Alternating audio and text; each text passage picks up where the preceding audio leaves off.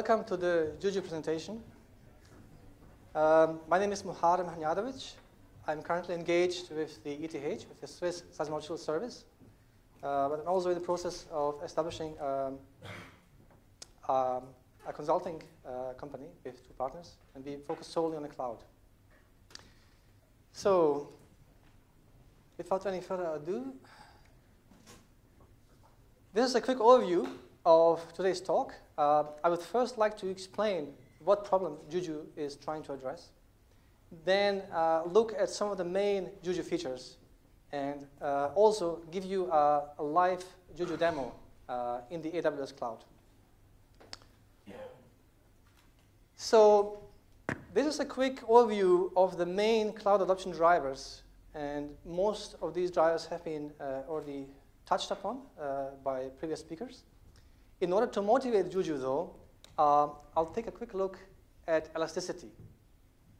Informally defined, elasticity is a system's ability to cope with higher load, which is one side of the coin, but also the ability to shrink or be reduced when the load decreases. How many of you have seen this diagram already? Okay, not so many, so I'll explain briefly what's going on here.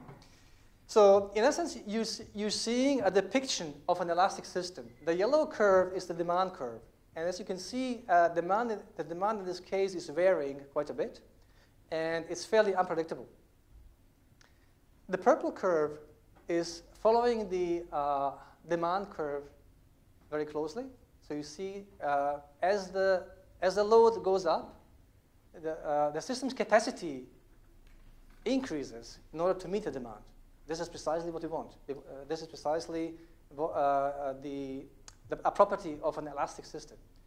But when the load goes down, maybe due to a weekend, we also see the system's capacity go down. So the system shrinks. Okay? This allows us to save cost, energy, etc.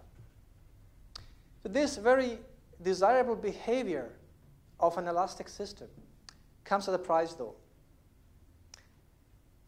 An elastic system needs the ability to be enlarged when the load increases, but it also needs the ability to be shrunk or reduced when the load goes down. Such a system has to be dynamic by its very nature. So here's an example of a fairly simple system. You see it is composed of a number of components. These components are typically arranged in architectural tiers or layers. So this is a 2-tier system consisting of a web tier and a database tier. And these components are not exposed to the public, but hidden behind a single public access point, a load balancer in this case. So something like YouTube, a service like YouTube, can be huge. And the system behind it can consist of hundreds of machines. So managing these machines piecemeal won't get us anywhere. And we need to focus on the service, on the entire service instead. So what are the typical life cycle points of a service? Well, the first thing we need to do is we need to be able to bring it up, to deploy it. That involves bringing up the service units. Think of a service unit as of a virtual machine instance, or as an Amazon cloud instance. Okay? So it needs to come up, it needs to be told you are a web server or you are a database server, and it needs to be configured. We already have technology in place to help us do this.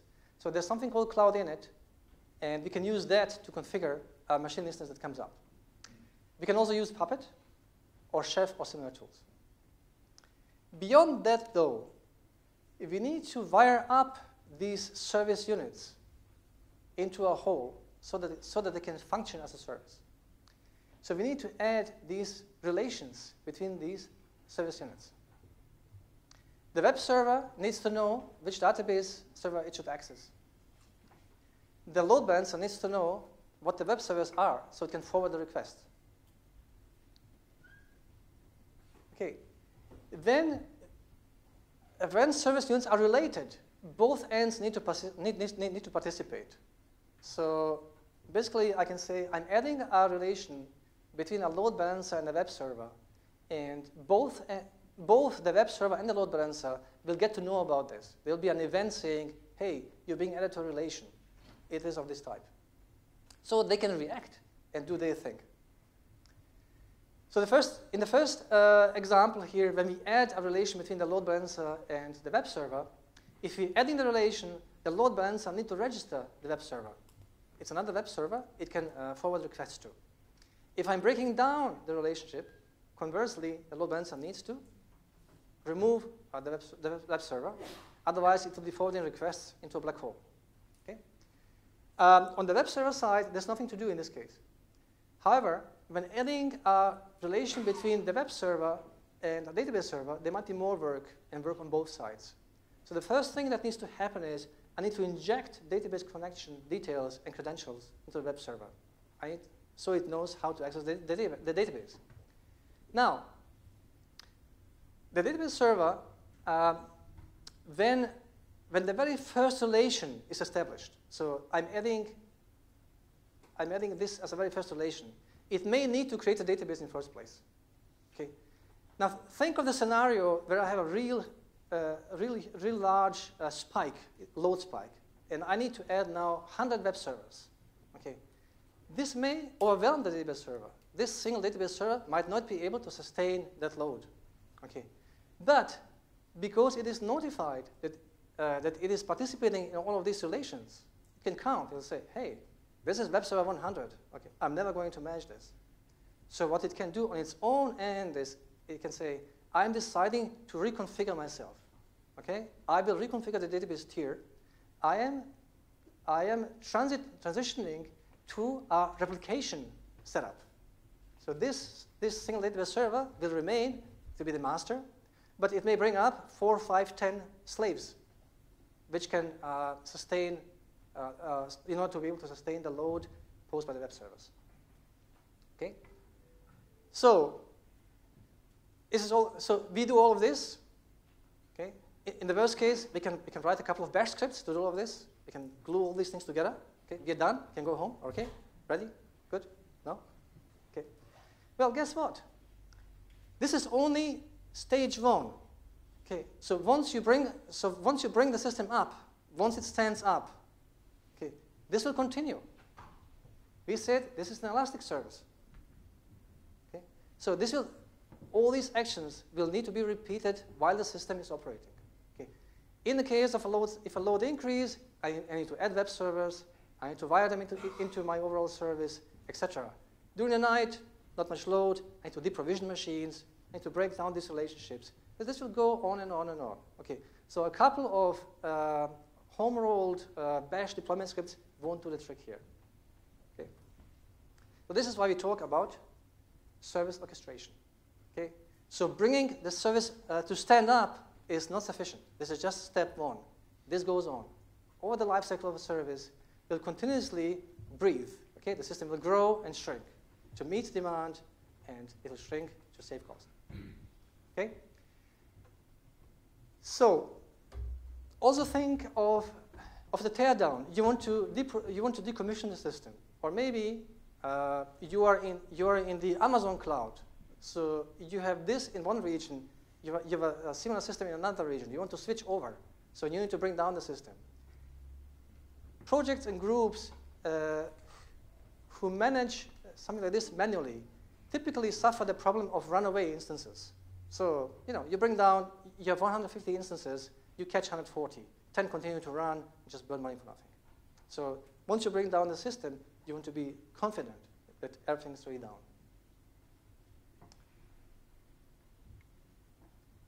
And this is where Juju shines. Juju was expressly designed to solve this problem. Okay? How many of you have used package managers? Okay? So you know how easy it is to go onto a Linux system and say apt get install or yum install. Once something has been packaged, you as a user on a system, you just say install me this, bring this up. Okay. Well, Juju strives to do the same, but not for a single machine, but for a service in the cloud. So you can package the knowledge you already have about deploying and orchestrating your service. Okay. If you're responsible for a service, well, you hopefully have to know already how it's deployed and orchestrated. So take that knowledge and package it up. Okay. Once you have it packaged, you can use Juju like a package manager for the cloud.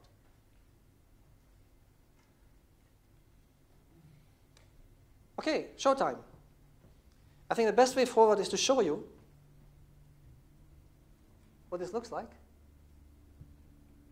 So the first command to use is, when you want to use Juju, is bootstrap. This initializes the Juju environment.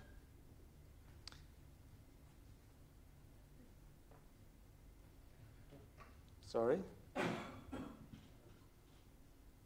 Status. So let's have a look at Juju status. Oh no. There was my demo. Okay, stop. Let's have a look at our instances.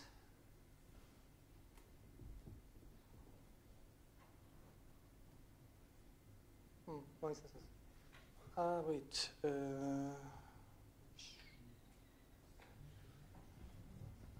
Well, believe it or not, this worked just half an hour ago.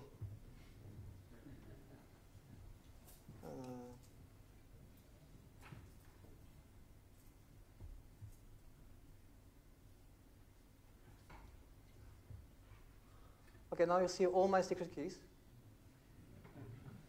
No photos, please.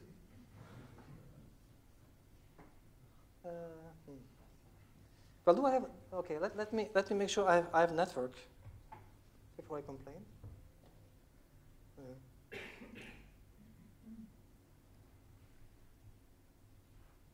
Well, apparently I have a network. Okay, so I will do something more radical then.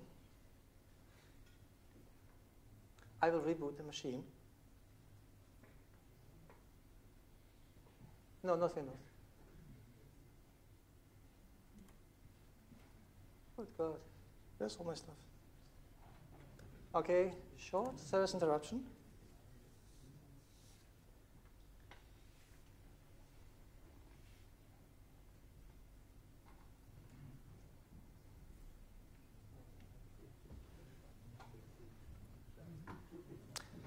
So we'll reboot. So the machine I'm running was a Debian system, and I was running Ubuntu in a KVM virtual machine. Now I will reboot into an Ubuntu desktop and run the demo from there. Hopefully that should work. Okay, so while this is happening, let me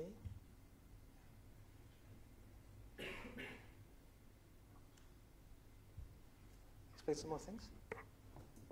So I wanted to show you the ease with which you can deploy things. I will be deploying two services, so two service units.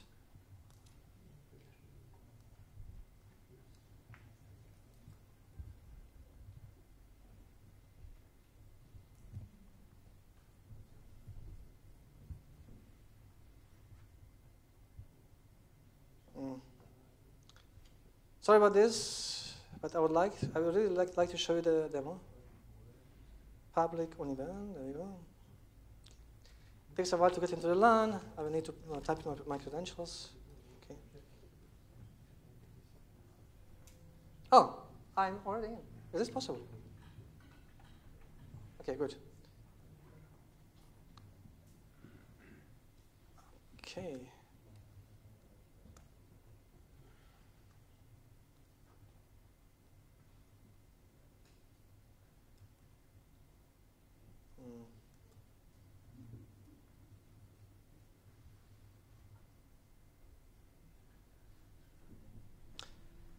Okay.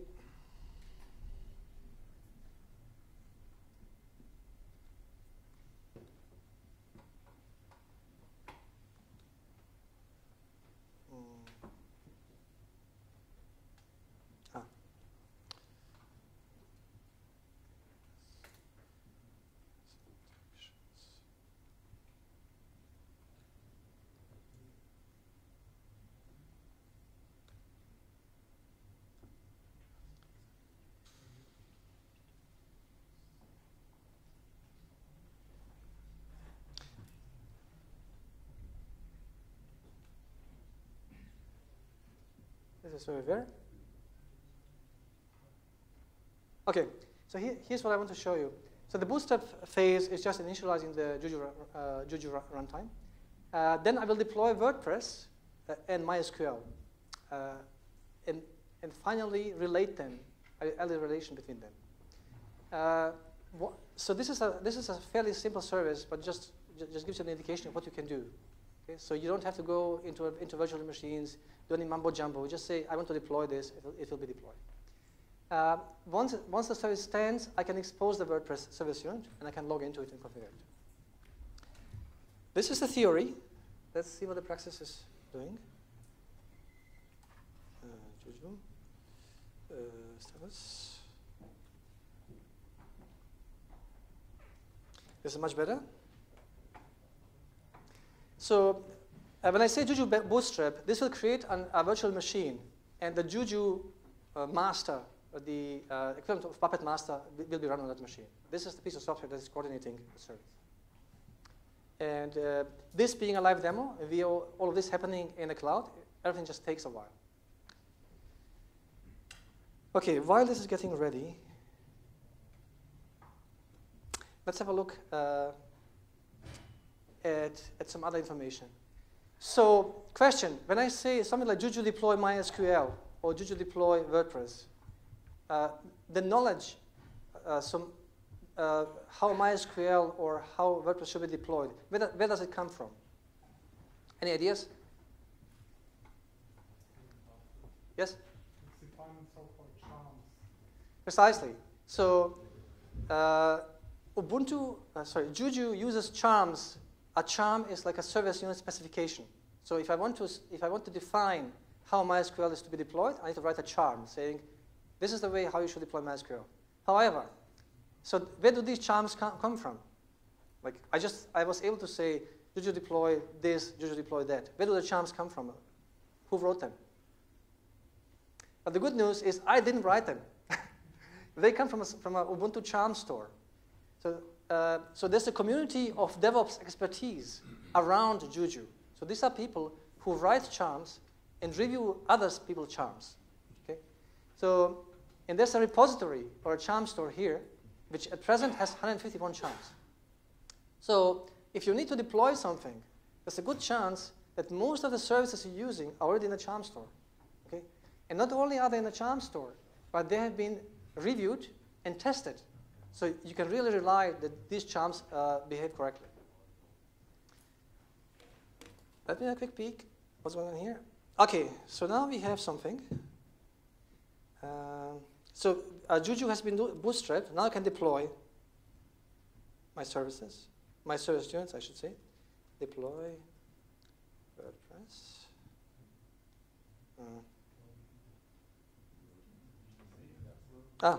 Good God. So what I'm doing right now is, so all of this asynchronous. I'm deploying WordPress, although Juju is not even ready yet. But it will take a receipt of this and say, okay, he wants WordPress deployed. Okay, I'll just note it. When I'm ready, I'll do it. Okay.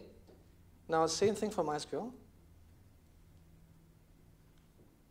Okay. And just for kicks, just to show you what's really going on, Juju.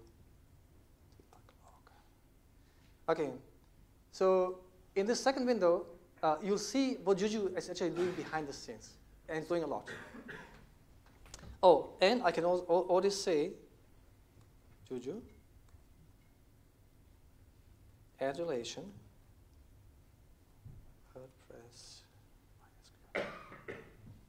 So you see, I can basically issue all these commands. I can only add the relation between WordPress and MySQL, although neither has been deployed yet. So basically, it will happen at some point in time. Eventual consistency for you. So back to this. Okay, here are some examples of the charms that already exist. Okay, so the first row is listing fairly simple charms. Okay, well, simple. So let's say you can deploy MySQL, Postgres, Redis, etc. So you could say, hey, this is stuff that happens on one machine. Okay, so no big deal. But look at the second row. How about Cassandra? How about Hadoop? How about OpenStack? Which is a beast to deploy. So there are Juju charms already that you can use to deploy on private cloud, or their own cloud, which is the service that was presented here previously. So this shows you the prowess of Juju, what you can do with it already. So this is not something for the faint-hearted. Okay, let's have a look at the status. What's going on here? Nothing yet. Okay, so what you can see here now is, okay, so this is machine number 1, and this is the Juju server. This is the Juju master. Okay, this one is either WordPress or MySQL. So you see, I have virtual machines for all of them. Now you see here, things happening here. Bang, bang, bang, bang, bang. So now Juju is downloading the charms, and it's installing all these packages, and basically making stuff happen. Okay, but what you see here is, it says, here's a MySQL charm, and it has this relation. It provides the DB for WordPress. Okay? And here's WordPress, and it consumes MySQL database.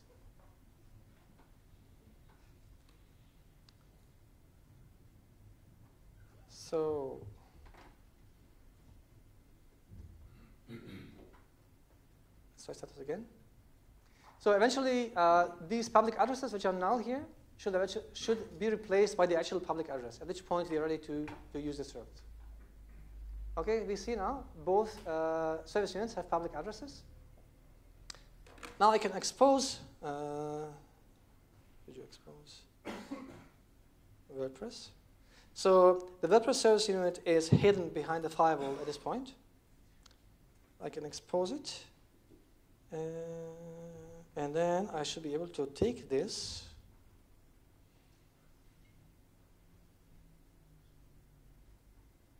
and go there. And here's my WordPress. And I will say open cloud A. Super secure password.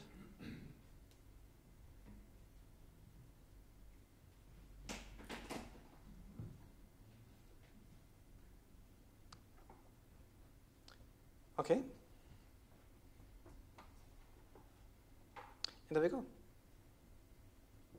Here's our service. WordPress based on MySQL. In how many minutes? I don't know. 5 minutes. So this is the ease of Juju.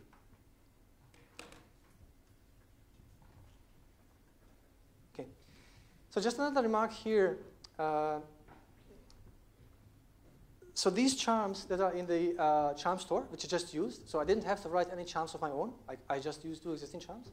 They're tested on a daily basis. So beyond being like peer reviewed initially, they're all tested on a daily basis. So any breakage will be detected and fixed. Now, at some point, you will have to write your own charms. Okay. What are these charms actually? Well, as I said, there are service unit specifications. So the first thing you need to say is, what capability is your charm providing? So we can say WordPress provides the capability of a web service, or of a HTTP web thing. And MySQL will say, I'm a database of MySQL flavor. From there onward, you need to code you need to code pieces of logic that react to certain events. For example, there's the install event. Okay? So when Juju starts a service unit, it will say, hey, you are supposed to install yourself. You're supposed to react to the install event. So you need a charm event hook that will react to this, also to start and also to stop. So in the case of install, you can just say something like apt-get MySQL, apt-get install MySQL. Okay? You can basically make use of the package manager to install all the software needed. On Debian systems, when you install a MySQL server, you don't even need to start anymore. After installation, it will be brought up automatically.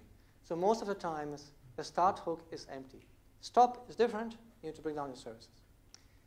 And then there's a number of events that are triggered when service units are related to each other. Okay? So for example, you saw me typing Juju adulation WordPress MySQL. Okay? So both machines, both virtual instances, will have events triggered for joined and changed. So first, both will say you're being joined. Okay? You're joining a relation.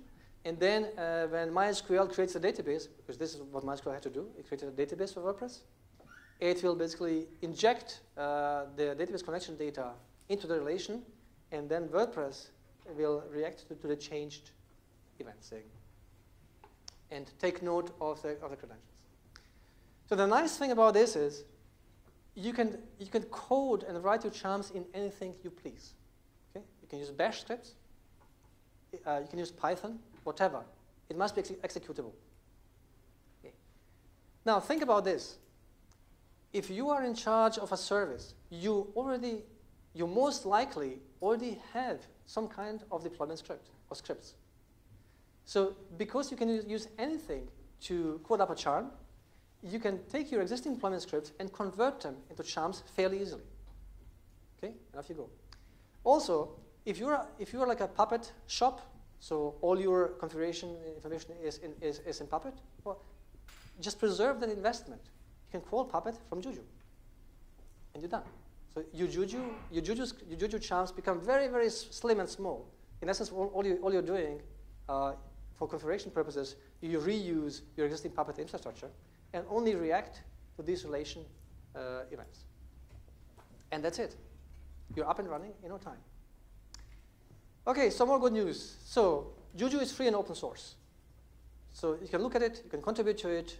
It's licensed with the AGPL. It is also backend agnostic. So Juju doesn't care where you want to run your service units eventually. Okay. So you can, if you have like a private cloud, an OpenStack cloud, you can develop all your stuff on OpenStack, on-premise. And then, if for some reason you need to move to the public cloud, to AWS, you just point Juju to the public cloud and say, okay, Juju deploy here now. Okay? And you can use the same charms. What you also can do is, if you're a DevOps and you're writing a charm and you want to test it before burning money in Amazon's cloud, you can run it on your local machine using a technology called LXC. So here's some scenarios. So what you can do is you can do hybrid deployment. There's this idea of owning the base and renting the spike. It means you have a private cloud, and the private cloud basically sustains the typical load of your service. But if there's any unforeseen spike, you also have another copy of your system in the public cloud, and these spikes are being forwarded and handled by your public cloud service instance. Juju is in beta right now, but it's really quite usable, and you should give it a try. And that's all I had. Thank you very much. Any questions? Yes. Does Juju only work with Ubuntu, or does it support which distributions? Yes, that's a very good question. So there's two pieces to this question.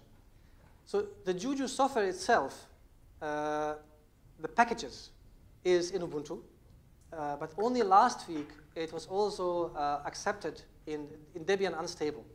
So we will have Juju packages in Debian Unstable. And there's work underway to have Juju packages in Fedora. So eventually it will end up in, I hope it will end up in Red Hat Enterprise Linux. So this is the simpler piece. Now for the more complicated piece. Okay, so even though you might have a Juju package in Fedora already, the charms that are in the Ubuntu charm store will not work with Fedora. So you will need to have your own Fedora charm store with charms that are specific to Fedora for things to work. But as I said, as people write charms, they will share them and contribute them. So hopefully, at some time, you will be able to use it across the board. Thank you very much. And Yeah. Just a short question. What's the dependency on Juju with mass? Mass is it's the physical machine provisioner. Metal as a service. Yeah. Yeah. So metal as a service is like a. So the idea is that you have a bunch of machines that you're not using right now. Okay. So you can basically put them in a pool of available machines, and then use Juju. You can treat them like cloud instances in essence. So the same way Juju would hit cloud instances, it would also utilize machines in the MAS. Is there a type binding then between mass and Juju? Like, could I use mass with Puppet, for example? Just Puppet alone with no Juju? As I said, Juju is Juju is really the orchestration piece that makes it all happen, but it can utilize Puppet. It can utilize Puppet underneath the hood. So, as I said, if you already have existing Puppet configuration, no problem. Just plug it in there. You're good to go. Okay, thank you. Thank you.